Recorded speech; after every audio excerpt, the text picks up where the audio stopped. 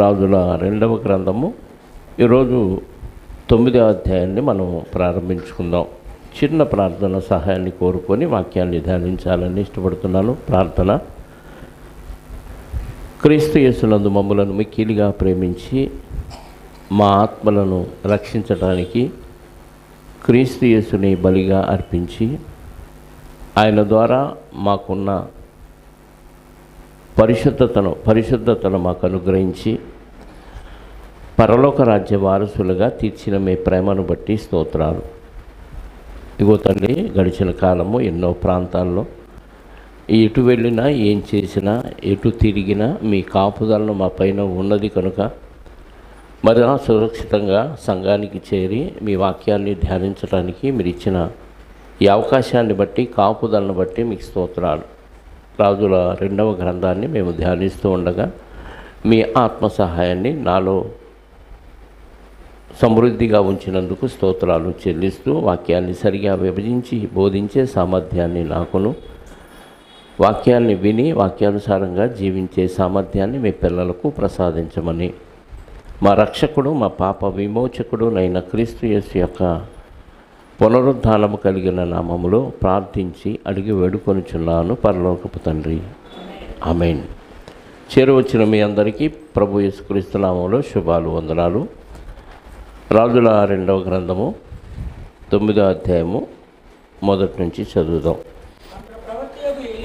అంతటా ప్రవక్తయగు ఎలీషా ప్రవక్తల శిష్యుల్లో ఒకరిని పిలువనంపించి ఆ శిష్యునితో ఇట్లా, నీవు నడుము బిగించుకొని నీ తైలపు గిన్నె చేత పట్టుకొని రామోత్ గిలాదునకు పోయి ఆ పట్టణంలో ఆ ప్రాంతంలో ప్రవేశించినప్పుడు నింషీకి పుట్టిన యెహోషాపాతు కుమారుడైన యెహూ ఎక్కడ ఉన్నాడని తెలుసుకొని అతన్ని దర్శించి అతని సహోదరుల మధ్య నుండి అతన్ని చాటుగా రప్పించి లోపలి గదిలోనికి అతను పిలుచుకొని పోయి తైలపు గిన్నె తీసుకొని అతని తల మీద తైలం పోసి, నేను నిన్ను ఇశ్రాయేలు మీద పట్టాభిషిక్తునిగా చేసి తిని అని యెహోవా సెలవిచ్చుతున్నాడని అతనితో చెప్పి ఆలస్యము చేయక తలుపు తీసి పారిపోమ్ము. 1 నుంచి 3 వచనాలు మనం ఆలోచిస్తే, ఎలీషా గారు తన దగ్గర ఉన్న శిష్యుల్లో ఒక శిష్యుని పంపిస్తూ నింషికి పుట్టిన యెహూ అందరిలో కలిసి ఉంటాడు, ఆయన సపరేట్గా పక్కకు పిలిచి విషయాన్ని చెప్పు. ఏంటి ఆ విషయం? ఇశ్రాయేలు దేవుడైన యెహోవా ఏం సెలవిస్తున్నా అంటే, నిన్ను నేను పట్టాభిషిక్తునిగా చేస్తున్నాను ఇశ్రాయేలు మీద అని ఆ వార్త చెప్పు అంటున్నాడు. ఎందుకు పక్కకు పిలిచి చెప్పాలి అని అంటే, దేవుడు అభిషేకించినప్పుడు సపరేట్ అవ్వాలి.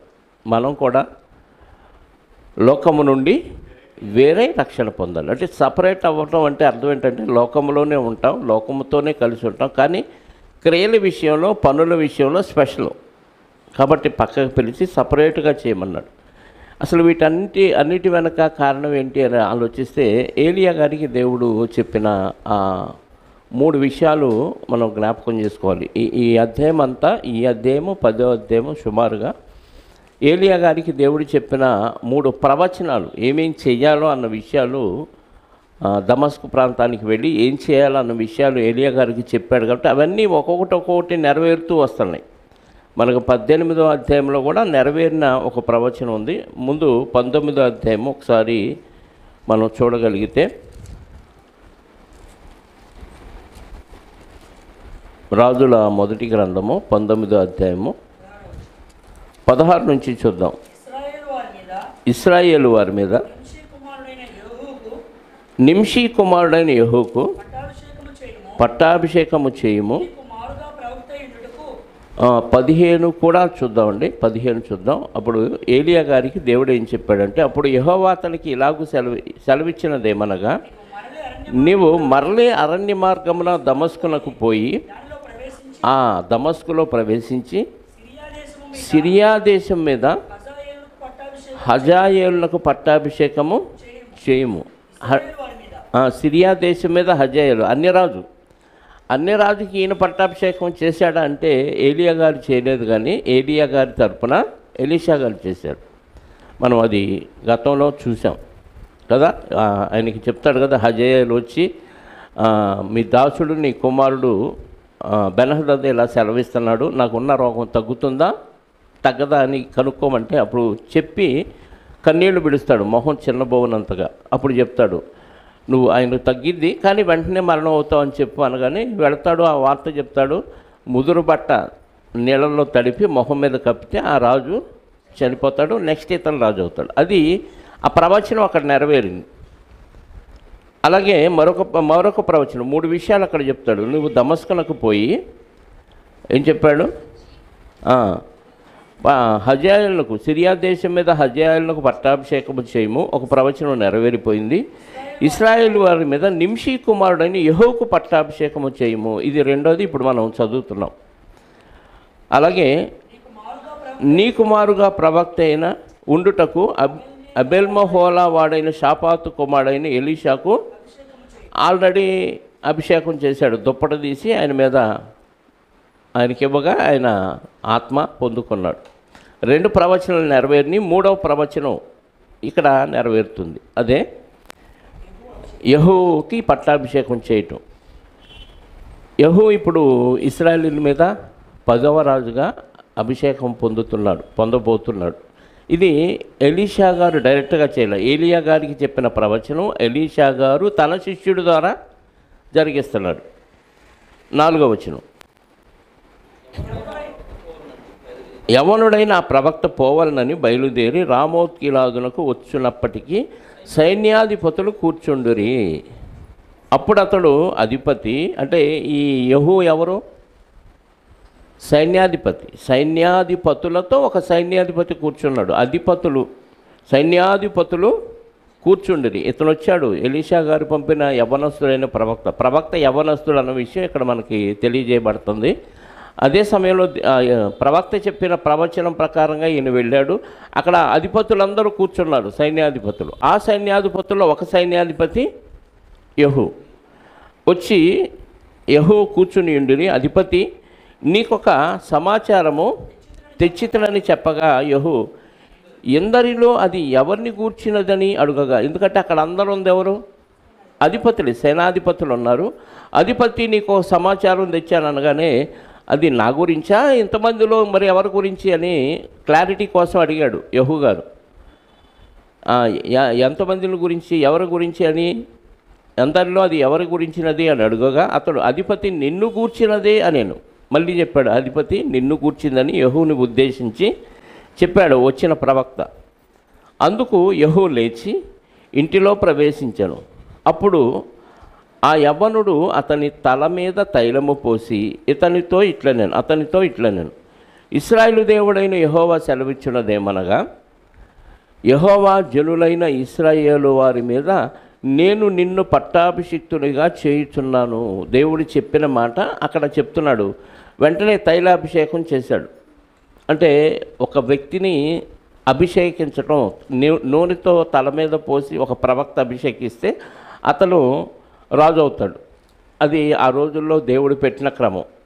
ప్రవక్త వచ్చి అభిషేకించాలి. ప్రవక్త శిష్యుల్లో ఒక అతన్ని పంపించి యెహూని అభిషేకం. అయితే సీక్రెట్గా జరిగింది ఇది. ఒక రూమ్లోకి తీసుకెళ్ళి, ఒక ఇంట్లోకి తీసుకెళ్ళి, అధిపతులందరూ ఇక్కడ ఉన్నారు, అధిపతుల్లో నుంచి స్పెషల్గా తీసుకెళ్ళి ఇంట్లోకి దేవుడు చెప్పిన మాట అతనికి చెప్పి అతని తల మీద తైలం పోసి, దేవుడు ఇలా సెలవిచ్చాడు, నిన్ను ఇశ్రాయేలు మీద రాజుగా అభిషేక చేయమన్నాడు కాబట్టి నేను నిన్ను అభిషిక్తునిగా చేయుచున్నాను అని చెప్పేశాడు. కాబట్టి నా సేవకులైన ప్రవక్తలు హతము చేసిన దాన్ని బట్టి నా సేవకులైన ప్రవక్తలను ఎవరు చంపారు? ప్రవక్తల్ని అహాబు, యెజెబెలు చంపారు. మనకి అభిషేకం గురించి కూడా కొంచెం తెలుసుకోవాలని ఉంటే 16వ అధ్యాయము రాజుల మొదటి గ్రంథము 31 నుంచి చూడండి. రాజుల మొదటి గ్రంథము 16వ అధ్యాయము. నెబాతు కుమారుడైన యెరోబాము జరిగించిన పాపక్రియలను అనుసరించి నడుచుకొనుట స్వల్ప సంగతి అనుకొని అతడు సీదోనీయులకును రాజైన ఎవరు అహాబు యెజెబెలును వివాహం చేసుకొని బయలుదేవతలను పూజించు వానికి మొక్కుచుండెను. షోమ్రోన్లో తాను బయలునకు కట్టించిన మందిరమందు బయలునకు ఒక బలిపీఠము కట్టించెను, మరియు ఆహాబు దేవతా స్తంభం ఒకటి నిలిపెను. ఈ ప్రకారము ఆహాబు తన పూర్వీకులైన ఇశ్రాయేలు రాజులు అందరికంటే ఎక్కువగా పాపము చేశాను. ఇశ్రాయేలు దేవుడైన యెహోవాకు కోపము పుట్టించను. అంటే వాళ్ళు చేసిన దాన్ని బట్టి వాళ్ళకి ప్రతీకారం చేయటానికి నిన్ను స్పెషల్గా అభిషేకిస్తున్నాను. ఆహాబు వారి కుటుంబ సభ్యులు చేసిన దానికి ప్రత్యేకంగా నువ్వు వాళ్ళని హతము చేయటానికి ప్రత్యేకంగా నిన్ను అభిషేకం చేస్తున్నానని చెప్పాడు. అభిషేకం ప్రతీకారం చేయటానికి నిన్ను అభిషేకిస్తాను. అంటే రాజుగా ఎందుకు అయ్యారంటే ఈ దేవుడికి అవమానం తెచ్చిన ఈ రాజులు వాళ్ళ ఫ్యామిలీని నాశనం చేయడానికి యెహూని స్పెషల్గా దేవుడు అభిషేకించాడు. అది ప్రవచనం. ఏలియా గారికి దేవుడు చెప్పిన ప్రవచనం ఎలీషా గారు తన శిష్యుడి ద్వారా నెరవేరుస్తున్నాడు. కాబట్టి నా సేవకులైన ప్రవక్తలను హతము చేసిన దాన్ని బట్టి, యెహోవా సేవకులందరినీ హతము చేసిన దాన్ని బట్టి యెజెబెలునకు ప్రతీకారము చేయనట్లు నీవు నీ యజమానుడైన ఆహాబు సంతతి వారిని హతము చేయుము. ఇదంతా మనం రాజుల మొదటి గ్రంథం 18 అధ్యాయము 19, 20, 21 ఇందులో మనం చూసాం ఎలా ప్రవక్తల్ని చంపించింది అవన్నీ. దానికి ప్రతీకారంగా నిన్ను నేను అభిషేకిస్తున్నాను అని చెప్పాడు 7వ వచనంలో. 8వ వచనం, ఆహాబు సంతతి వారందరూ నశింతురు, అల్పులలోనేమి ఘనులలోనేమి ఆహాబు సంతతిలో ఏ పురుషుడును ఉండకుండా అందరినీ నిర్మూలన చేయము. ఇదంతా ఎవరు చెప్తున్నారు? యెహూ గారితో ప్రవక్త ఎలీషా గారు పంపిన ప్రవక్త శిష్యుల్లో ఒక వ్యక్తి వచ్చి చెప్తున్నాడు. 9, నెబాతు కుమారుడైన యెరోబాము కుటుంబకులకును అహియా కుమారుడైన బయాషా కుటుంబీకులను నేను అప్పగించినట్లు ఆహాబు కుటుంబీకులను నేను అప్పగిస్తాను. నీకు అప్పగిస్తాను నా కుటుంబం మొత్తాన్ని, ఎవడో బతకడానికి వీలు లేదు అని ప్రతీకారం చేయటానికి యెహూని స్పెషల్గా అభిషేకించినట్టుగా కనపడుతుంది. 10వ వచనం, యెజెబెలు పాతి పెట్టబడక యెజ్రెయేలు భూభాగమందు కుక్కల చేత తినివేయబడును. ఆ ప్రవచనం ఇక్కడ మరలా ఒకసారి గుర్తు చేస్తున్నాడు. 21వ అధ్యాయము రాజుల మొదటి గ్రంథము 23వ వచనం. రాజుల మొదటి గ్రంథము 21వ అధ్యాయము 23వ వచనం. మరియు యెజెబెలును గూర్చి యెహోవా సెలవిచ్చినదేమనగా, యెజ్రెయేలు ప్రాకారమునొద్ద కుక్కలు యెజెబెలును తినివేయును, పట్టణమందు చచ్చు ఆహాబు సంబంధీకులను కుక్కలు తినివేయును, బయటి భూభాగములో చచ్చు వారిని ఆకాశ పక్షులు తినివేయును అని చెప్పాను. చాలండి. అంటే దేవుడు ముందే వాళ్ళు ఎలా చనిపోతారో ప్రవచనం చెప్పాడు. అది ఇదిగో ఇక్కడ నెరవేర్చాలి అని ఇతనికి ఎలీషా గారు తెలియజేసి పంపించాడు. 11వ వచనం 10 చదువుదాం. కాబట్టి యెజెబెలు పాతిపెట్టకయో యెజ్రెయేలు భూభాగమందు కుక్కల చేత తినివేయబడును. ఆ యవ్వనుడు ఈ మాటలు చెప్పి తలుపు తీసి పారిపోయాను. చెప్పాడు, వెంటనే తలుపు తీసి పారిపోయాడు. యెహూ బయలుదేరి తన యజమానుని సేవకుల యొద్దకు రాగా, అంటే అధిపతులు, సేనాధిపతులు అందరూ ఉన్నారు కదా, వాళ్ళ దగ్గరికి మళ్ళీ వచ్చేసాడు. రాగా వారు అడుగుతున్నారు ఈయన్ని. ఒకడు, ఏమి సంభవించినది? ఆ వెర్రివాడు నీ యొద్దకు వచ్చిన హేతు ఏమని అతన్ని అడుగుగా, ఏమనుకున్నారు వీళ్ళు? ఏదో వచ్చాడు, నీకు ఒక ఇన్ఫర్మేషన్ చెప్పాలి రా అన్నాడు, గదిలోకి తీసుకెళ్ళాడు, పర్రను పారిపోయాడు. ఏంటి, ఏం జరిగింది, పిచ్చోడు లేకున్నాడే అని అడిగారు వీళ్ళు, తోటి సైన్యాధిపతులు. అతను ఏమి సంభవించినది, వెర్రివాడు నీ యొద్దకు వచ్చిన హేతు ఏమని అతన్ని అడుగగా అతడు వాని మాటలను మీరు ఎరిగి ఉన్నారని చెప్పాను. అది సంగతి మీకు తెలుసు కదా, మీకు అంతా తెలుసులే అన్నాడు. చెప్పలా. కాబట్టి వారు అదంతయు వట్టిది, జరిగిన దాన్ని మాకు తెలియజెప్పమనగా అతడు ఇట్లనను. వాళ్ళు నమ్మల. అంతా మీకు తెలిసిందే, గొప్ప స్పెషల్గా ఏం చెప్పలేదు అన్న. కాదు ఏదో జరిగింది అని గట్టిగా ఒత్తిడి చేశారు యెహూని. ఆ వచ్చిన వ్యక్తి గదిలోకి తీసుకెళ్ళి ఏం చెప్పాడో మాకు చెప్తూ, లేకపోతే వదిలిపెట్టమన్నట్టుగా బలవంతం చేశాడు. ఏమి లేదు, మీకు అంతా తెలిసిందే అని ఈజీగా కొట్టిపడేశాడు యెహూ గారు. అప్పుడు ఇక వాళ్ళు గట్టిగా పట్టుబట్టేసరికి అతను విషయం చెప్పాడు. కాబట్టి వారు అదంతయు వట్టిది, జరిగిన దానికి మాకు తెలియజెప్పమనగా అతడు ఇట్లా, నేను నిన్ను ఇశ్రాయేలు మీద అభిషిక్తునిగా చేయుచున్నానని యెహోవా సెలవిచ్చుచున్నాడని అతడు నాతో చెప్పాను, ఉన్న వాస్తవం చెప్పాడు. నేను నిన్ను ఇశ్రాయేల్ మీద రాజుగా చేస్తాడని దేవుడు చెప్పాడని అతను నాకు చెప్పాడు అనగానే అంతటా వారు అతివేగరముగా తమ తమ వస్త్రములను పట్టుకొని మెట్ల మీద అతన్ని క్రింద పరచి బాకా ఊదించి యెహోవా రాజు అయి ఉన్నాడని చాటించిరి. బాకా పెద్ద శబ్దం చేస్తారు, బోర శబ్దం. అది యుద్ధానికి వెళ్ళేటప్పుడు, యుద్ధం మాన్పించేటప్పుడు, ఇశ్రాయేలీయుల మీద ఎవరినైనా అభిషిక్తునిగా చేసేటప్పుడు ఒక పిలుపు కోసం ఉపయోగించే శబ్దం. దాని గురించి ఒకసారి మనం సంఖ్యాకాండం 10వ అధ్యాయము 1వ వచనం నుండి చదవగలిగితే, ఇక్కడ బట్టలు పరిచారు, రాజుగారికి అభిషేకం చేసి, అభిషేకం ప్రవక్త శిష్యుడు చేశాడు. బాకా నాదం ఊదారంట, ఊదించి యెహోవా రాజు అయి ఉన్నాడని చాటించరి. చదవండి 10వ అధ్యాయము 1 నుంచి సంఖ్యాకాండం. యెహోవా మోషేకు ఇలాగూ సెలవిచ్చాను, 2 వెండితో చేయబడిన బోరలు చేయించుకొని, నక్షీ పనిగా అంటే దాని మీద డిజైన్ ఉండాలి, చేయించుకొని సమాజాన్ని పిలవటానికి, సేనలను తరలించుటకును నీకు ఉండాలి. ఊదువారు వాటిని ఊదినప్పుడు సమాజము ప్రత్యక్షపు గుడారము ఎదుట, ద్వారం ఎదుట నీ యొద్దకు కూడి, అంటే జనాలందరూ ఆ ద్వారం దగ్గరికి కూడి రావటానికి ఒకసారి ఎలా ఊదాలో ఆ శబ్దం. ఆ బోర దేనికి ఉపయోగపడింది? అందరినీ ఒకచోట సమావేశపరచడానికి ఆ బోర. వారు ఒకటే ఊదిన ఎడల ఇశ్రాయేలు సమూహమునకు ముఖ్యులైన ప్రధానులు నీ యొద్దకు కూడి రావాలను. అంటే ఒకసారే ఊదితే ఆ ఇశ్రాయేలులో ప్రధానులు మాత్రమే ఈయన దగ్గరికి రావాలి. మీరు ఆర్భాటముగా ఊదినప్పుడు తూర్పు దిక్కున దిగి ఉన్న సైన్యము, ఆర్భాటం అంటే పెద్దగా శబ్దం చేసి ఊదినప్పుడు తూర్పు దిక్కునున్న సైన్యం సాగాలి ప్రయాణానికి. వారు ప్రయాణమైపోవునప్పుడు ఆర్భాటముగా ఊదాలి. సమాజమును కూర్చున్నప్పుడు ఊదవలను, కానీ ఆర్భాటము చేయవలదు. వాళ్ళందరూ కూర్చున్నప్పుడు ఊదాలి, కానీ ఆర్భాటంతో ఊదకూడదు. అంటే ఎక్కడ ఏ సౌండ్ చేస్తే ఎలా ప్రవర్తించాలో ఆ బోర ఊదే విషయంలో కూడా ఒక కండిషన్ పెట్టాడు. అహరోను కుమారుడైన యాజకులు ఆ బోరలో ఊదవలను, ఎవరు పడితే మళ్ళీ వాళ్ళు ఊదకూడదు. అహరోను కుమారుడైన యాజకులు మాత్రమే ఆ బోరలో ఊదాలి.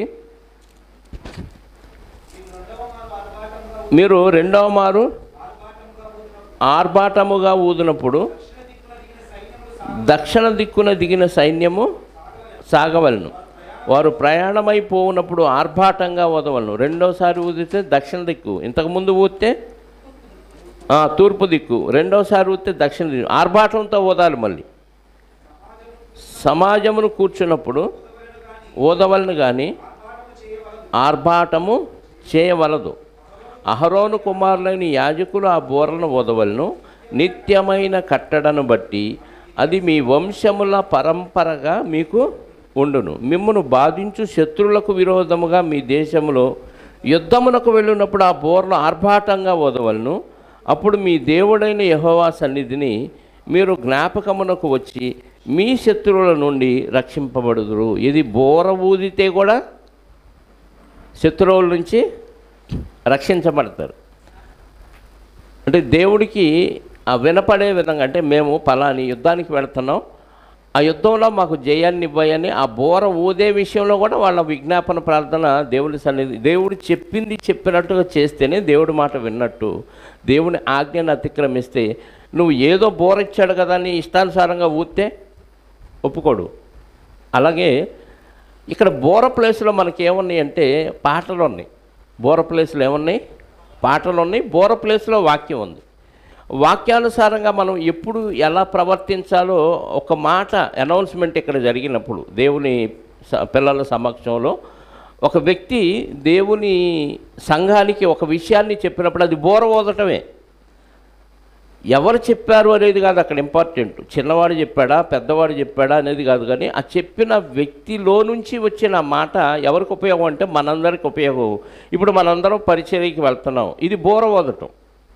ఆర్భాటంతో ఊదాడా అనేది అక్కడ వాళ్ళకి ఆ బోర శబ్దంలోనే వేరియేషన్ బట్టి ఇది దేనికి సూచన అనేది ఒక విధానంలో చెప్పాడు. కానీ ఇక్కడ మనం మాటల ద్వారా లేదా పాటల ద్వారా దేవునికి ప్రజలకు ఆ విషయాన్ని తెలియజేస్తున్నాం. దాన్ని బట్టి పరిచర్యకి వెళ్ళాలి అని చెప్పినప్పుడు ఇది బోర్ అనుకున్నాం అనుకోండి, మనం ఆ పరిచర్యకి వెళ్ళటానికి అందరూ సిద్ధపడాలి. ఎవరైతే వెళ్ళలేదో వాళ్ళు ఆజ్ఞను అతిక్రమించినట్టు. ఇలా దేవుని వాక్యం ద్వారా ఏవైతే మనకు విషయాలు అర్థమవుతున్నాయో వాటిని మనం అనుసరిస్తే ఆ బోర ఊదినప్పుడు ఎలా ప్రవర్తించాలో వాళ్ళు అలా ప్రవర్తించినట్టుగా మనం కూడా ఆ శబ్దాన్ని బట్టి మనం దేవుని వాక్యాన్ని విన్నవారంగా దేవుడు చూస్తాడు. దేవుడికి మహిమ వచ్చిద్దంట దాని ద్వారా. అంటే మనం చేసిన పనులను బట్టి వాక్యానుసారంగా అనౌన్స్మెంట్ని బట్టి మనం క్రియలు చేస్తే మన క్రియల వలన దేవుడికి మహిమ వస్తుంది. అదే మీ సత్క్రియల వలన దేవుణ్ణి మహిమపరచండి అంటాడు.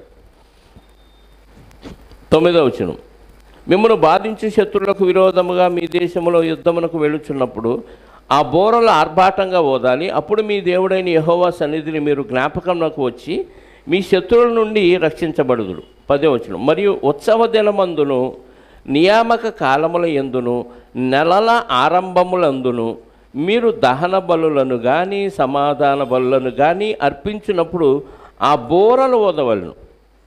అప్పుడు అవి మీ దేవుని సన్నిధిని మీకు జ్ఞాపకార్థముగా ఉండును. మీ దేవుడైన యెహోవాను నేనే. సరిపోద్దులేండి, 10వ వచనం వరకు సరిపోతుంది. అంటే బోరలు ఎలా ఓదాలో, ఏ సమయంలో ఎలా ఓదాలో అన్న విషయం దేవుడు ఇక్కడ మనకి తెలియచేశాడు ఇశ్రాయేలీయులకి. ఆ ప్రకారంగా వీళ్ళు బోర్లు ఊదటానికి సిద్ధపడి ఉండాలి. ఎన్నో వచనం? 13వ వచనం, అంతటా వారు అతివేగరముగా తమ తమ వస్త్రములను పట్టుకొని మెట్ల మీద అతని కింద పరచి బాకా ఊదించి యెహోవా రాజు అయి ఉన్నాడని చాటించరు. యేసుక్రీస్తు వారు కూడా యెరూషలేముకు వస్తున్నప్పుడు దారి పొడుగున ఏం పరిచారు? బట్టలు పరిచారు. రాజులో దావీదు కుమారుడైన రాజుకి జయము అని నినాదాలు చేశాడు. అంటే ప్రకటన చేయటం. బాకా ఊదారు, పిల్లలు జయధ్వనులు చేశారు, కింద బట్టలు పరిచారు. అంటే ఇశ్రాయేలీలో రాజుగా అభిషేకించిన ఏ వ్యక్తినైనా ఆయన నడిచే ఆ దారి బట్టలు పరవాలి, జయధ్వనులు చేయాలి. ఇది యేసుక్రీస్తు వారి విషయంలో కూడా జరిగింది. సొలొమోను గారిని రాజుగా చేసినప్పుడు కూడా ఇది జరిగింది. అంటే ఎవరిని ఇశ్రాయేల్లో రాజుగా చేసినా కింద బట్టలు పరవటం, జయధ్వనులు చేయటం, ఇది వాళ్ళకి ఆనవాయితీ. వెంటనే అందరికీ అనౌన్స్మెంట్ అన్నమాట, పలానా ఆయన మన మీద రాజు అయ్యాడు అన్న విషయం అందరికీ తెలియాలి. ఆర్భాటంతో ఓదాలి. యెహోవా రాజు అయి ఉన్నాడని చాటించేది. ఈ ప్రకారము నింషికి పుట్టిన యెహోషాపాతు కుమారుడైన యెహోరాము మీద కుట్ర చేశాను. అప్పుడు యెహోరామును ఇశ్రాయేలు వారందరూ సిరియా రాజైన హజాయేలును ఎదిరించుటకై రామోత్ గిలాదు దగ్గర కావలి ఉండిరి. వీళ్ళిద్దరు రాజులు, ఇశ్రాయేలుని పరిపాలించే యెహోరాము, యూదుని పరిపాలించే అహజ్యా. వీళ్ళిద్దరు కలిసి భావబామర్దులు అయిపోయారు. అంటే వియ్యాల వారు అయిపోయారు. కాబట్టి వీళ్ళు కలిసి సిరియా దేశం మీద యుద్ధానికి వెళ్తున్నారు. వాళ్ళు ఎదిరించుటకై రామోత్ గిలాదు దగ్గర వాళ్ళు వెయిటింగ్లో ఉన్నారు. అయితే యెహోరాము సిరియా రాజైన హజాయేలుతో యుద్ధము చేయుచుండగా, వీళ్ళిద్దరు కలిసి యుద్ధానికి వెళ్ళారు కాబట్టి సిరియా రాజుతో యెహోరాము అంటే ఇశ్రాయేల్ రాజు యుద్ధం చేస్తున్నప్పుడు సిరియన్ వలన తాను పొందిన గాయములను బాగు చేసుకొనుటకై యెజ్రెయేలు ఊరికి తిరిగి వచ్చి ఉండెను. అంటే తన సొంత ప్రాంతానికి తిరిగి వచ్చాడు, యుద్ధంలో నుంచి వచ్చాడు. ఎవరు? యెహోరాము. సిరియా జనుల వలన గాయాలైనవి తన శరీరానికి. యుద్ధానికి వెళ్తే వాళ్ళు మరి గాయాలు చేశారు. ఆ గాయాలతో తిరిగి యెజ్రెయేలు అనే ఊరికి తిరిగి వచ్చి ఉండెను. అంతటా నీకు అనుకూలమైతే ఈ సంగతి తెలియబడకుండానట్లు ఈ పట్టణంలో నుండి ఎవరినైనా యెజ్రెయేలు ఊరికి తప్పించుకొని పోనీయకమని ఆజ్ఞ ఇచ్చి రథము ఎక్కి యెజ్రెయేలు ఊరిలో యెహోరాము మంచము పట్టి ఉండగా అచ్చటికి పోయెను. యెహోరాము గాయాలైపోయి వెళ్ళిపోయాడు. ఆయన బెడ్ పేషెంట్ అయ్యాడంట. అక్కడికి వెళ్ళాడు. ఎవరు? మంచం పట్టి ఉండగా అతడికి పోయాడు. మరియు యోధారాజైన అహజ్యా యెహోరామును దర్శించుటకి అతడికి వచ్చి ఉండను. యోధారాజు కూడా అహజ్యా మళ్ళీ ఈయన పేషెంట్గా ఉన్నాడు కదా, బంధువు కదా, అక్కడికి వచ్చాడు చూడటానికి. ఇద్దరు రాజులు ఒకే సమయంలో యెహూకి దొరికారు. ఇదంతా దేవుడు ప్లాన్ ప్రకారంగా జరిగిస్తున్నాడు. మనకి చూస్తుంటే ఎలా ఉంటుందంటే ఆయా పరిస్థితులను బట్టి జరిగింది కదా అనుకుంటాం. దేవుడు ప్రవచనం చెప్పాడంటే దానికి తగ్గట్టుగా ఆ సిచ్యువేషన్ సన్నివేశాలు కూడా జరుగుతున్నట్టుగా మనకు అర్థమవుతుంది. ఎప్పుడైతే ఎలియా గారి ద్వారా యెజెబెలు కుటుంబానికి శాపం ఉందని చెప్పాడో ఆ శాపం ఎలా జరుగుతుందో చూడండి. దినాలు గడుస్తున్నాయి కానీ శాపం మాత్రం అలాగే నిలిచింది. వెంటనే రాలేదు కదా అనుకోవచ్చు, కానీ నిదానంగా ఆ శాపం అమలవుతూనే ఉంది. ఏలియా గారికి చెప్పాడు, ఎవరిని అభిషేకించమని? నింషీ కుమారుడైన యెహూను అభిషేకించు, హజాయేల్ని సిరియా దేశం మీద రాజుగా అభిషేకించు. ఇద్దరు రాజులకు అభిషేకం చేయాలి ఏలియా గారు, ఒక ఆయనకి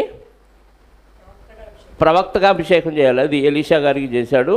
ఆల్రెడీ హజాయేలు గురించి మనం ఎలీషా గారు చెప్పిన ప్రవచనం నెరవేరిపోయింది. ఇప్పుడు నింషీ కుమారుడైన యెహూకు కూడా అభిషేకం జరిగిపోయింది. ఆయన వచ్చి ఏం చేస్తున్నాడో చూడండి. ఇప్పుడు ఒకే ప్లేస్లో ఎవరు దొరికారంటే ఇశ్రాయేల్ రాజు అయిన యెహోరాము దొరికాడు, యూదుల రాజు అయిన అహజ్యా దొరికాడు. యెహోరామును పరామర్శించడానికి యూదా దేశం నుంచి ఈయన వచ్చాడు. 17వ వచనం, యెజ్రెయేలు గోపురం మీద కావలి వాడు నిలిచి ఉండి యెహూతో కలిసి వచ్చుచున్న సైన్యమును చూసి, అంటే దూరం నుంచి యెహూ సైన్యాన్ని వేసుకొని ఇశ్రాయేల్ దేశం దగ్గరికి లోపలికి వస్తున్నాడు. ఎక్కడికి? యెజ్రెయేలు ప్రాంతానికి. ఒక కోట గోడ మీద సైనికులు ఉంటారు కదా, ఎవరెవరు వస్తున్నారు, ఎవరెవరు పోతున్నారు దేశంలోనికి అనే విషయం, రాజకోటలోనికి వస్తున్నారు అన్న విషయం చూస్తూ ఒక సైనికుడు దూరం నుంచి చూసి యెహూ రథం వేసుకొని వస్తుంటే అతని వెనక సైన్యం కూడా వస్తాం ఇది చూశాడు. చూసి ఏమంటున్నాడు? ఒకడు గుర్రమెక్కి పోయి తనని ఎదుర్కొని 17 సైన్యమును చూసి సైన్యం ఒకటి నాకు కనబడుచున్నదని తెలియజెప్పగా యెహోరాము ఒక రౌతును పిలిచి వారిని ఎదుర్కొనబోయి సమాధానముగా వచ్చుచున్నావా అని అడుగుమని చెప్పి పంపమని వారితో చెప్పాను. పనివాడు అడిగాడు, గుర్రం మీద ఎవరో వస్తున్నారయ్యా అని అంటే యెహూ వస్తుంటే ఈ విషయం పనివాడు యెహోరాముకు చెప్పాడు, అంటే ఇశ్రాయేల్ రాజుకు చెప్పాడు. ఇశ్రాయేల్ రాజు ఏం చేశాడంటే ఒక వ్యక్తిని తీసుకొని అతన్ని ఎదుర్కొనబోయి, అంటే ముందుగానే అతని దగ్గరికి వెళ్ళి పంపించి సమాధానంగా వస్తున్నావా విరోధంగా వస్తున్నావా ముందు విషయం కనుక్కోండి అని ఒక వ్యక్తిని పంపించమని కబురు చెప్పిన వారితో చెప్పాడు. అలాగే చేశాడు. 18 కాబట్టి ఒకడు గుర్రమెక్కిపోయి అతన్ని ఎదుర్కొని సమాధానముగా వచ్చుతున్నారా అని అడుగుమని రాజు నన్ను పంపినని అనగా యెహూ సమాధానంతో నీకేం పని, నీవు నా వెనుకకు తిరిగి రమ్మని వానితో చెప్పగా ఆ కావలి వాడు పంపబడిన వాడు వారిని కలిసి కొనెను, కానీ తిరిగి రాక నిలిచినని సమాచారము తెలిపాను. వెళ్ళిన తర్వాత సమాధానంగా వస్తున్నాడా అని అడగమన్నాడు రాజుగారు అని చెప్తే సమాధానంతో నీకేం పనిరా, నువ్వు వచ్చే నా వెనకాలకు వచ్చే అన్నాడు. వెంటనే మరి వాడు ఎందుకు వెనకాలకి వెళ్ళాడో యెహూ వెనకాలకి మిగతా సైన్యంతో పాటు కలిసిపోయాడు. కొద్దిసేపటికి మళ్ళీ ఇంకొక వ్యక్తిని పంపించాడు. 19 రాజు రెండవ రౌతును పంపగా వాడు వారి యొద్దకు వచ్చి సమాధానముగా వచ్చుతున్నారా అని అడుగుమని రాజు నన్ను పంపిననగా యెహూ సమాధానంతో నీకేం పని, నా వెనుకకు తిరిగి రమ్మని వానితో చెప్పాను. అప్పుడు కావలి వాడు వీడునో వారిని కలుసుకొని తిరిగి రాక నిలిచెను, మరియు అతడు వెర్రి తోలడము తోలుచున్నాడు గనుక అతడు నింషీ కుమారుడైన యెహూ తోలడము వల్లనే ఉన్నదనను. ఇవన్నీ ఎవరు చూస్తున్నారంటే కోట గోడ మీద ఉన్న ఒక వ్యక్తి, పహరా కాస్తున్న వ్యక్తి చూసి రాజుగారికి ఇన్ఫర్మేషన్ ఇస్తున్నాడు. మొదటి వాడు వెళ్ళాడు, అతను కలుసుకున్నాడు, అతని సైన్యంలో కలిసిపోయాడు. రెండో వాడిని పంపించాం, రెండో వాడు కూడా ఆ యెహూ సైన్యంలో కలుసుకున్నాం. అయితే వచ్చే వ్యక్తి రథం తోలే విధానాన్ని బట్టి ఈ వ్యక్తికి అర్థమైంది, ఇదిగో వెర్రి తోలుతున్నాడు. అంటే డ్రైవింగ్లో కూడా మనం ఒక్కొక్కళ్ళేమో పిచ్చిగా తోలుతారు, కొంతమంది నిదానంగా తోలుతారు కదా. అలా ఈ ర్యాష్ డ్రైవింగ్ రథాన్ని తోలటంలో కూడా యెహూ తోలడం వేరంట. సైన్యాధిపతి కదా, ఆ తోలడాన్ని చూసి ఖచ్చితంగా ఈ తోలకం తోలుతున్నాడంటే ఖచ్చితంగా ఇతను యెహూ అయ్యి ఉంటాడని ఎక్స్పెక్ట్ చేశాడు. ఎవరు? కోట గోడ మీద ఉన్న ఆ కాపలాదారుడు చూసి వెళ్ళిన వాళ్ళు ఇద్దరేమో అతనిలో కలుసుకున్నారు. ఇప్పుడు ఆ తోలకం చూస్తే ఖచ్చితంగా యెహూ తోలడమే అని రథాన్ని తోలే విధానాన్ని బట్టి, మనం డ్రైవింగ్ విధానాన్ని బట్టి ఎవరు తోలకమో వెనకాల నిద్రపోతానో చెప్పేయచ్చు కదా. అలాగే ఈ యెహూ తోలడమే అని గ్రహించి ఆ విషయం రాజుగారికి చెప్పాడు. 21 రథము సిద్ధము చేయమని యెహోరాము సెలవీయగా వారు అతని రథము సిద్ధము చేశారు. ఆల్రెడీ ఇతలేంది పేషెంట్ యెహోరాము, ఆల్రెడీ గాయాలతో వచ్చి బెడ్ పేషెంట్గా ఉన్నాడు. ఇప్పుడు ఇక వాడు వినకుండా స్పీడ్గా వచ్చేస్తున్నాడు కాబట్టి రథాన్ని రెడీ చేయండి అని చెప్పేశాడు యెహోరాము రాజు. అంటే ఓపిక తెచ్చుకొని పేషెంట్ అయినా రథం ఎక్కాడు. వారు అతని రథమును సిద్ధం చేసి అప్పుడు ఇశ్రాయేలు రాజైన యెహోరామును యోధారాజైన అహజ్యాను తమ తమ రథములను చూడటానికి వచ్చాడు కదా యోధారాజైన అహజ్యా. ఇద్దరికి రథాలు సిద్ధమైనవి. వాళ్ళ రథాలను ఎక్కి ఈ యెహూని ఎదుర్కోవటానికి బయలుదేరారు. స్పాట్లోకి వచ్చారు. చూడండి, కలియబోయి యెజ్రెయేలు వాడైన నాబోతు భూభాగమందు అతన్ని ఎదుర్కొని ఎక్కడికి వచ్చాడు చూడండి సన్నివేశం. ఎప్పుడో దేవుడు చెప్పాడు, ఏ ప్రాంతంలో నాబోతు రక్తాన్ని కుక్కలు నాకినాయో అదే ప్రాంతంలో నీ రక్తాన్ని కూడా కుక్కలు నాకుతాయి, నీ మాంసం ఆకాశ పక్షులు తింటాయని దేవుడు చెప్పాడు. స్పాట్ ఎక్కడికి వచ్చిందో అతను వస్తున్నాడు. దూరం నుంచి ఆ కాపలాదారుడు చూసి ఒక వ్యక్తిని పంపించే అంత దూరం నుంచి చూస్తున్నాడు. ఈ వ్యక్తి వెళ్ళటం, అతన్ని కలుసుకోవటం, సమాధానంగా వస్తున్నామంటాం, సమాధానంతో నీకేం పని అని అనగానే వెనకాల కలిసిపోవటం, మళ్ళీ రెండో వ్యక్తిని పంపించడం, రెండో వ్యక్తి కూడా ఈ మాట చెప్పటం, అతను కూడా అతను వెనకాల కలవటం, అతను తోలకాన్ని బట్టి ఇతను పలాని యెహూ అని చెప్పటం. వెంటనే వీళ్ళిద్దరూ రథాలు సిద్ధం చేసుకొని అతను ఎదుర్కోవటానికి పోయే పరిస్థితిలోకి ఆ డిస్టెన్స్ చూడండి. ఎంత దూరం నుంచి యెహూ వస్తుంటే ఎంత దూరం నుంచి ఆ కాపలాదారుడు చూసి గుర్తుపట్టాడు. అంటే టైమింగు అంత దూరదృష్టి ఆ రోజుల్లో ఉంది. మనకు అంత దూరదృష్టి ఇప్పుడు ఉండదు కదా. దూరంలో ఉన్న వ్యక్తి వస్తున్నప్పుడు అతను సైన్యంతో ఇలా వస్తున్నాడన్న విషయం చెప్తే అతను వస్తూ ఉన్నప్పుడు ఒక వ్యక్తి వెళ్ళటం, రెండో వ్యక్తి వెళ్ళటం, వీళ్ళిద్దరు రథాలు సిద్ధం చేసుకొని వెళ్ళటం. ఈలోపు వాళ్ళందరూ కలిసి ఏ ప్లేస్లోకి వచ్చారంటే వాళ్ళు కలిసింది ప్లేసు నాబోతు ద్రాక్ష తోట. అక్కడికి వచ్చేసరికి ఎంత టైము అంటే టైమింగు ఎలా సెట్ అయిందో చూడండి. దేవుడు ప్రణాళిక ఉంటే ఇదిగో ఇలాగే సెట్ అయింది. ఆ డిస్టెన్సు ఆ జరిగిన కార్యక్రమాలకి ఎలా మ్యాచ్ అయిందో చూడండి. అలా భూభాగంలో నాబోతు భూభాగం ముందు అతన్ని ఎదుర్కొంది. అంతటా యెహోరాము యెహూను చూచి, యెహూ సమాధానమా అని అడుగగా, యెహూ అంటే ఇతను సైన్యాధిపతి, వాస్తవంగా ఇతని కింద సైన్యాధిపతి. ఇప్పుడు ఎదుర్కోవటానికి వచ్చినప్పుడు వీళ్ళు వెళ్ళిపోయి యెహూ ఏంటి సమాధానమా, ఏంటి అడావుడి అని అడగగానే ఆల్రెడీ దేవుడు అభిషేకించాడు కాబట్టి లోపల ఉన్న పరిశుద్ధాత్మ ప్రేరణతో ఆ డైలాగ్ చూడండి ఎలా అంటున్నాడు అని అడుగగా, యెహూ నీ తల్లి అయిన యెజబెలు జారత్వమును చిల్లంగితనము వలనను ఇంత అపరిమితమై ఉండగా సమాధానం ఎక్కడి నుంచి వచ్చునా? నేను అసలు అంత ఫాస్ట్గా అంత ర్యాష్గా ఈ డైలాగ్ వస్తుందని యెహోరాము ఊహించున్నాడు. ఎందుకంటే తన కింద ఉన్న సైన్యాధిపతి ఏంటి సమాధానంగా వస్తున్నావంటే ఏదో ప్రశాంతంగా మాట్లాడతాడేమో అనుకుంటే ఆయన తల్లిని ఆమె చేసిన జారత్వంలో చిల్లంగితనాన్ని ఎండగడుతూ ఎక్కడుంటుంది ఆయన సమాధానం? మీ అమ్మ నువ్వు కలిసి ఇలా చేశారు అని ఒక్కసారి ఉక్రోషంతో అలా మాట్లాడేసరికి ఈయనకు అర్థమైపోయింది. పూర్తిగా మనకు వ్యతిరేకమైపోయాడు యెహూ అనుకొని యెహోరాము రథము త్రిప్పి అహజ్యా ద్రోహము జరుగుతున్నది అహజ్యాతో చెప్పి పారిపోయాను. అహజ్యాతో చెప్పాడు యోధారాజుతో, అహజ్యా ఏదో తేడా జరిగిపోయింది, ద్రోహం జరిగిపోతుంది, పద అని వెనక తిప్పి రథం పారిపోవటానికి. ఎందుకంటే ఇతను సైన్యాధిపతి, రాజుగారు సైన్యాధిపతుల మీద సైన్యం మీద ఆధారపడేవాడు. ఇప్పుడు సైన్యాధిపతి ఎదురు తిరిగితే రాజుగారిని కాపాడేవాళ్ళు ఎవరు లేరు. ముందుగా అర్జెంటుగా రాజకోటలోకి వెళ్ళిపోదామని పక్కనున్న యోధారాజు అయిన అహజ్యాతో చెప్పి ఇద్దరు కలిసి రథాలు వెనక తిప్పి పారిపోవటం ప్రారంభించారు. అలా పారిపోవటం ప్రారంభించినప్పుడు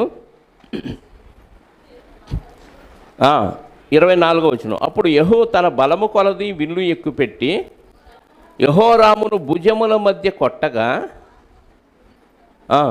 అతని గుండె గుండా దూసుకొని పోయాను. బాణం అతని గుండె గుండా, అంటే యెహూ బాణం గురిపెట్టి కొడితే వెనక నుంచి ముందుకు దూసుకొని వచ్చిందంట. గుండెలో నుంచి బాణం దూసుకొచ్చింది. అంత ఫాస్ట్గా ఉన్నాయి ఆ రోజు బాణాలు. కొట్టింది ఎవరు? యెహూ.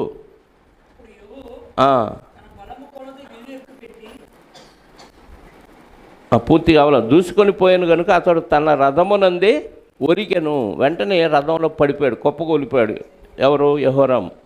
కాగా యెహూ తన అధిపతి అయిన బిద్కరును పిలిచి ఇట్లనను అంటే ఈయన కింద ఇంకొక అధిపతి ఉన్నాడు, అతని పేరు బిద్కరు. బిద్కరు అంటే పొడచుట అని అర్థం. ఆ బిద్కరు అనే పేరుకి అర్థం పొడచుట.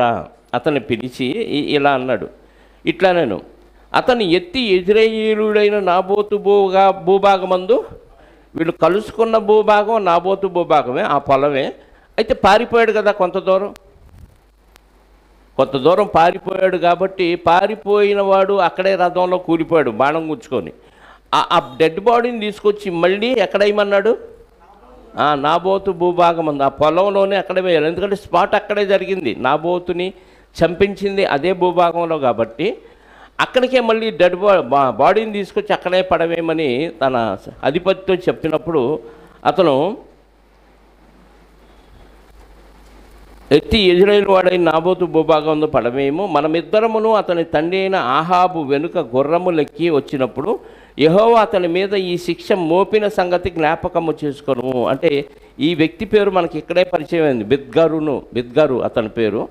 అంటే ఈ ప్రవచనం ఏలియా గారికి దేవుడు చెబుతున్నప్పుడు అది వీళ్ళిద్దరు విన్నారంట. యెహోవాను ఆయన కింద అధిపతి అయిన బిద్కరు ఇద్దరు విన్నారు. అది ఒకసారి గుర్తు చేసుకో. ఏ భూభాగమందు నాబోతు రక్తాన్ని కుక్కలు నాకి, అదే భూభాగమందు నీ రక్తాన్ని కూడా కుక్కలు నాకుతాయి అని దేవుడు ఏలియా గారి ద్వారా చెప్పిన ప్రవచనం వీళ్ళిద్దరూ విన్నారు. ఎవరు? యెహూ గారు, బిద్కరు అనే అధిపతి, వీళ్ళిద్దరూ విన్నారు. ఈ విన్న ప్రవచనం ఒకసారి జ్ఞాపకం చేసుకొని బిద్కరుకి యెహూ గుర్తు చేస్తున్నాడు. అంటే ప్రవచనం ఎప్పుడు మర్చిపోకూడదు. ఏ సన్నివేశం జరిగినా అక్కడ మనం ఏం గుర్తు చేసుకోవాలి? దేవుడు చెప్పిన వాక్యం గుర్తు చేసుకోవాలి.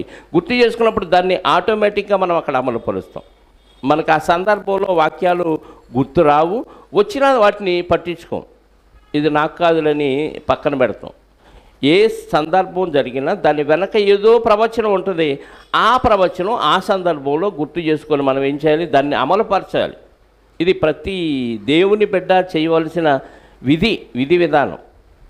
ఆ ప్రవచనం ప్రకారంగా ఆయన ఆ డెడ్ బాడీని తీసుకొచ్చి ఆ భూభాగంలో పడేయమని జ్ఞాపకం చేసుకోయా, ఆ రోజు మనం విన్నాం కదా. అప్పుడు యెహోవా సెలవిచ్చినదేమనగా, నిశ్చయముగా నాబోతు రక్తమును వాని కుమారుల రక్తమును నిన్నటి దినమున నేను చూచితిని గనుక ఈ భూభాగమందు నేను దానికి ప్రతీకారము చేయుదును, ఇదే యెహోవా వాక్కు. కాబట్టి నీవు యెహోవా మాట చొప్పున అతని ఎత్తి ఈ భూభాగమందు పడవేయము అనెను. దేవుడు చెప్పిన మాటను బట్టి అక్కడే నాబోతు భూభాగంలో పడవేయమన్నాడు. 27వ వచనం, యోధారాజు అయిన అహజ్యా జరిగిన దాన్ని చూచి వనములోని నగరి మార్గముగా పారిపోయాను. ఇదంతా చూస్తున్నాడు ఎవరు? యూదులను పరిపాలించే అహజ్యా. చూస్తూ వెంటనే నగరిలోని వనము ఆ తోట మార్గంలో నుంచి పారిపోయాడు. నగరి మార్గమున వనములోని నగరి మార్గముగా పారిపోయాను. అయినను యెహోవా అతని తరిమి రథమునందు అతని హతము చేయడని ఆజ్ఞ ఇచ్చాను గనుక వారు ఇబ్లెయాము దగ్గరనున్న గూరునకు పోవు మార్గమునందు అతన్ని కొట్టగా అతడు మెగిద్దోకు పారిపోయి అచ్చట మరణమైను. ఒక చోట కొడితే అలా రథంలో అలాగే వెళ్ళిపోయి ఎక్కడ చచ్చిపోయాడు? మెగిద్దో అనే ప్రాంతానికి వెళ్ళాడు. ఇట్లెయాము దగ్గరనున్న గూరునకు పోవు మార్గమందు కొట్టారు. అక్కడ నుంచి కొంత దూరం వెళ్ళి మెగిద్దో దగ్గరకు పోయి అక్కడ చనిపోయాడు. అప్పుడు అతని సేవకులు అతని రథము మీద వేసి యెరూషలేమునకు తీసుకుని పోయి దావీదు పురమందు అతని పితరుల సమాధిలో ఇతను ఎందుకు చచ్చిపోయాడు? దుష్టుల సహవాసం చేయటం వలన దేవుడు ఆ శాపం వీడికి కూడా రావాల్సి వచ్చింది, అహజ్యా మీద కూడా రావాల్సి వచ్చింది. అంటే వాస్తవంగా ఇతను చావాల్సిన వ్యక్తి కాదు. ఎందుకు? ఇతను ఇశ్రాయేలీలతో కలిసి వియ్యమందకూడదు, ఇశ్రాయేలీలతో చేరి ఈ కార్యక్రమాలకు వెళ్ళకూడదు, ఇతర రాజుల మీద యుద్ధాలకు వెళ్ళకూడదు. అందరూ కలిసి ఉన్నప్పుడు లెక్క వేరు. దుర్మార్గుడైన ఈ ఇశ్రాయేల్ రాజు అయిన యెహోరాముతో కలవటం వల్ల ఏమైంది? ఇతను కూడా మరణం వచ్చింది. కాకపోతే ఇతన్ని దావీదు పురమందు అతని పితరుల సమాధిలో పాతిపెట్టాడు. చక్కగా దావీదు గారికి ఇచ్చిన వాగ్దానాన్ని బట్టి ఇతను చక్కగా దావీదు పురమందు అతని పితరుల సమాధిలో సమాధి చేయబడ్డాడు. అహజ్యా ఆహాబు కుమారుడైన యెహోరాము ఏలుబడిలో 11వ సంవత్సరం మందు యూదాను ఏలనారంభించెను. అహజ్యా ఆహాబు కుమారుడైన యెహోరాము ఏలుబడిలో 11వ సంవత్సరం మందు యూదాను ఏలన ఆరంభించాను. అప్పుడు ఏలన ఆరంభించాడు, తర్వాత చనిపోయాడు. యెహూ యెజ్రెయేలు ఊరికి వచ్చిన సంగతి యెజ్రెయేలునకు వినబడెను.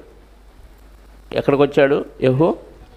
ఈ మన ప్రాంతానికి వచ్చాడన్న విషయం మహారాణి గారు వింది. యెజ్రెయేలు వినబడిన కనుక ఆమె తన ముఖమునకు రంగు పూసుకొని శిరోభూషణములు ధరించుకొని కిటికీలో నుంచి కనిపెట్టి చూస్తుండగా, ఎందుకు ఎప్పుడు వస్తాడా యెహూ, ఏం చేద్దామని. అంటే ఈమె ఆల్రెడీ అన్ని దేవతల్ని ఆరాధించే భక్తిలో ఉన్నది కదా.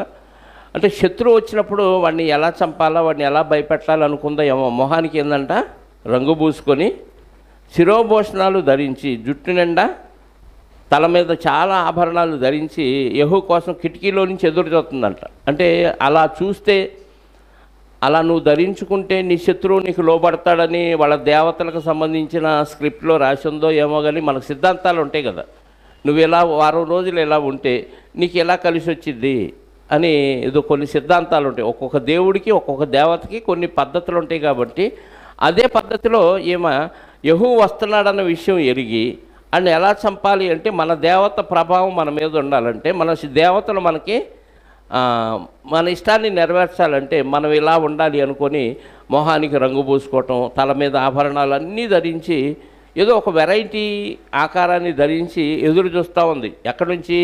కిటికీలో నుంచి. అంటే పై నుంచి, పై అంతస్తులో ఉంది మహారాణి గారు. కిటికీలో నుంచి చూస్తూ ఉన్నప్పుడు కనిపెట్టుచుండగా యెహూ గుమ్మము ద్వారా ప్రవేశించాను. ఆమె అతన్ని చూచి, అంటే ఈ కిటికీలోంచి కనపడతాడు అనుకుంటే అసలు మెయిన్ రోడ్లో మెయిన్ గుమ్మంలో నుంచే వచ్చేసాడు. వచ్చి రాగానే ఆమె చూసింది. ఆమె అతన్ని చూచి, నీ యజమానుని చంపినవాడా, జిమ్రీ వంటి వాడా. అసలు ఏమే దుర్మార్గురాలు.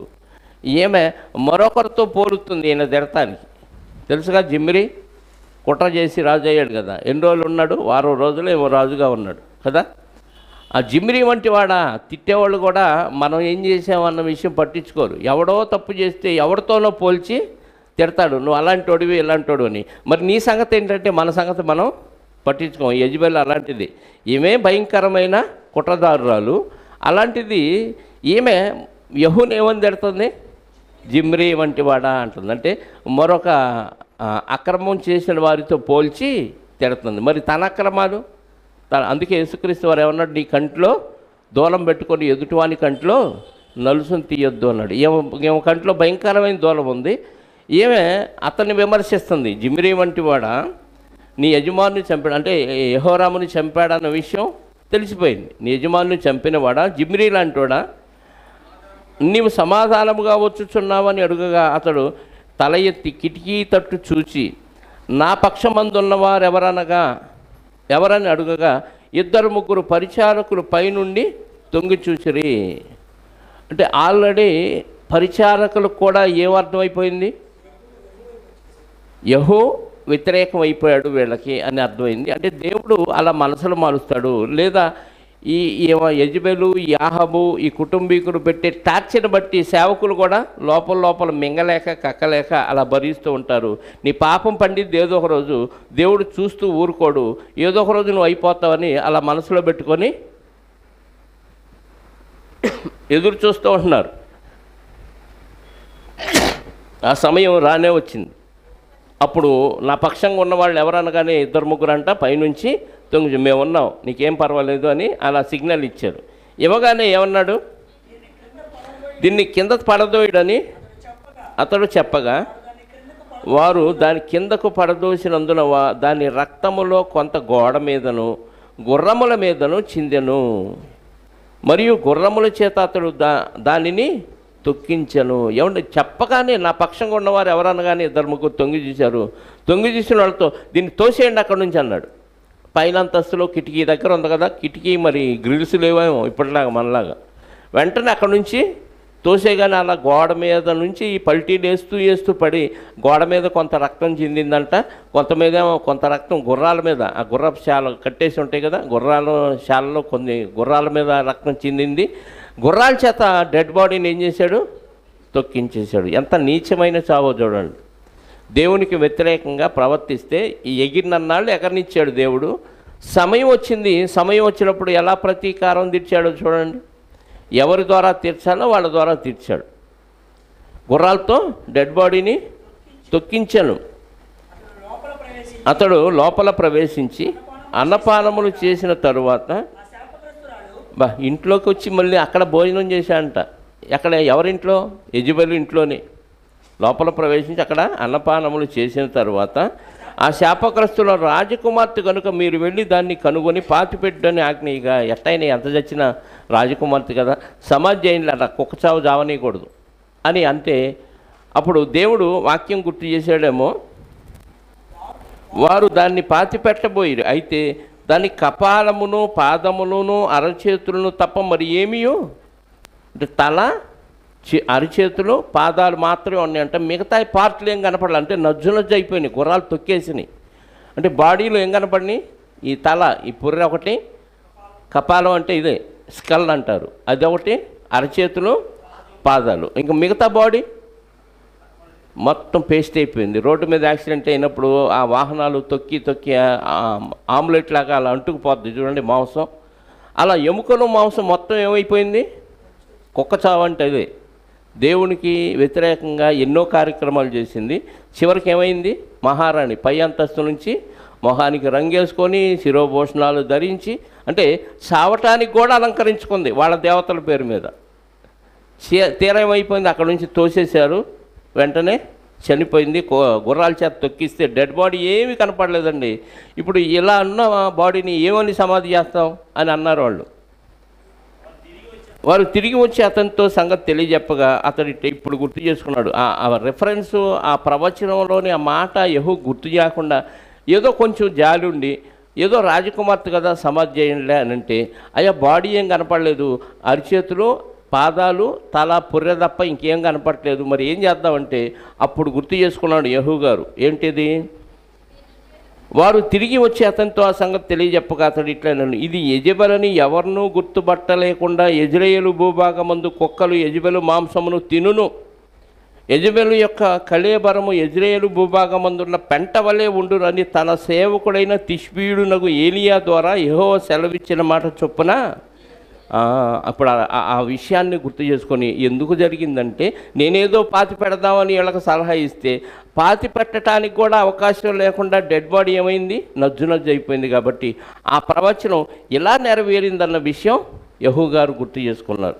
అంటే దేవునికి వ్యతిరేకంగా లేచిన ఏ వస్తువు పనికిరాదు, నిషేధించబడింది, అది వర్ధిల్లదు. కాబట్టి ఇప్పుడు ఏదో జరిగిపోతుంది కదా అని దేవునికి వ్యతిరేకంగా మనం రేగిన ఏదో ఒక రోజు దేవుడు దాన్ని అణిచివేస్తాడు. చెప్పిన మాట చెప్పినట్టుగా అమలుపరచడంలో దేవునికి మించిన వాడు ఎవరు లేరు. అది ప్రవక్తల ద్వారా ఏ సమయంలో ఎవరి ద్వారా జరిగిస్తాడో దేవుడు అలాగే జరిగిస్తాడని ఈ 9వ అధ్యాయంలో మనకి అర్థమైంది. యెజెబెలు విషయంలో దేవుడు ఏలియా గారి ద్వారా తెలియజేసిన ప్రవచనం ఇక్కడ నెరవేరింది. అదే ఏలియా గారి ద్వారా దేవుడు చెప్పిన ప్రవచనంలో యెహూని అభిషేకించడం జరిగింది. అదే ఏలియా గారి ద్వారా దేవుడు చెప్పిన ప్రవచనంలో అన్యరాజు అయిన బెన్హదదుకు సైన్యాధిపతి హజాయేలుకి పట్టాభిషేకం చేయటం కూడా జరిగింది. 3 ప్రవచనాలు అక్కడ ఈ 2-3 అధ్యాయాల్లో నెరవేరినట్టుగా మనకు అర్థమైంది. మిగతా భాగం వచ్చేవారం మాట్లాడుకుందాం. 10వ అధ్యాయాన్ని మనం వచ్చేవారం ప్రారంభించుకుందాం. పరిశుద్ధుడైన మా కన్నతండ్రి, మహోన్నతుడా, మీ ఘనమైన శ్రేష్టమైన ఉన్నతమైన నామాన్ని బట్టి స్తోత్రాలు. ఇదిగోనైనా రాజుల 2వ గ్రంథాన్ని మేము ధ్యానం చేస్తూ ఉండగా ప్రవక్త ఏదైనా ఒక మాట చెబితే అది 100% జరిగితే అది మీ మాటగా మేము తీసుకోవాలి అని ఇదిగోనైనా మాకు ముందుగానే తెలియచేశారు ద్వితీయోపదేశకాండంలో. అది జరగకపోతే సగం జరిగినా సరే అది మీ మాట కాదు, ప్రవక్త తన స్వాతిశయాన్ని బట్టి స్వంత అహంకారాన్ని బట్టి చెప్పాడు అన్న విషయం మాకు అర్థం కావాలి అని మీరు తెలియజేశారు. నిజంగా ఏలియా గారి ద్వారా మీరు చెప్పిన ప్రవచనం తూచా తప్పకుండా ఆయా సమయాల్లో ఆయా ప్రదేశాల్లో మాత్రమే జరిగింది కనుక ఇది మీరు చెప్పిన ప్రవచనం అని మాకు అర్థమైంది నాయన. మీరు మాట ఇస్తే నెరవేర్చడానికి సమర్థుడన్న విషయం ఎరిగి మేము మిమ్మల్ని స్తుతిస్తున్నాము, ఘనపరుస్తున్నాము నాయన. మేము కూడా మీ విషయంలో మాట తప్పని వారుగా ఏ పని చేసినా ఏ సందర్భంలో ఏ విషయంలో మేము ప్రవర్తిస్తున్నా అది మీ వాక్యానుసారమా కాదా అన్న విషయాన్ని ఎరిగి వాక్యానుసారంగా ప్రవర్తించడానికి, ప్రతి విషయంలో ఆ రెఫరెన్స్ని మేము కోట్ చేసుకుంటూ జీవించడానికి సహాయాన్ని దయచేయండి. ఎందుకంటే యహూ గారు మరి మీ మాట ప్రకారంగా ఆ రోజు ఏలియా గారి ద్వారా మీరు తెలియజేసిన మాటను విన్నాడు కనుక ఆ విన్న మాటను తను జ్ఞాపకం చేసుకుంటూ తన కింద ఉన్న అధిపతికి కూడా ఆ విషయాన్ని తెలియజేశాడు నాయన. అలా మేము కూడా ఆ విషయాలు జ్ఞాపకం చేసుకుంటూ ఆ రెఫరెన్స్ ప్రకారంగా జీవించడానికి సహాయాన్ని దయచేయమని కోరుకుంటూ వచ్చిన బిడ్డలందరినీ సురక్షితంగా వారి కుటుంబాలకు చేర్చండి. వచ్చిన బిడ్డల్లో ఎవరెవరికి ఎలాంటి సమస్యలు ఉన్నాయో మీకు తెలుసునైనా సమస్యల వలయంలో చిక్కుకొని మీ పిల్లలు మీ కార్యక్రమాలు చేయకుండా మరి అలాగే నిర్వీర్యంగా పడి ఉండకుండా వారి సమస్యలకు పరిష్కారాన్ని దయచేసి అందులో నుంచి వారికి విడుదలను అనుగ్రహించి తద్వారా వారు స్వతంత్రంగా మీ పనులు చేస్తూ ముందుకు సాగే భాగ్యాన్ని వారికి అనుగ్రహించమని కోరుకుంటూ మహిమ ఘనత ప్రభావాలు మా అందరి ద్వారా మీరే పొందుకొనమని మా రక్షకుడు నీ ప్రియకుమారుడైన యేసుక్రీస్తు వారి పరిశుద్ధ నామములో ప్రార్థించి అడిగి వేడుకొనిచున్నాను పరలోకపు తండ్రి. ఆమేన్. మనందరి కన్న తండ్రి అయిన దేవుని ప్రేమ, ఆయన ప్రియ కుమారుడైన యేసుక్రీస్తు వారి కృప, పరిశుద్ధాత్మ యొక్క అన్యోన్య సహవాసము ఇప్పుడు ఎల్లప్పుడూ సకల పరిశుద్ధులకు సదాకాలము తోడయుండి నడిపించునుగాక. ఆమేన్. అందరికీ వందనాలు.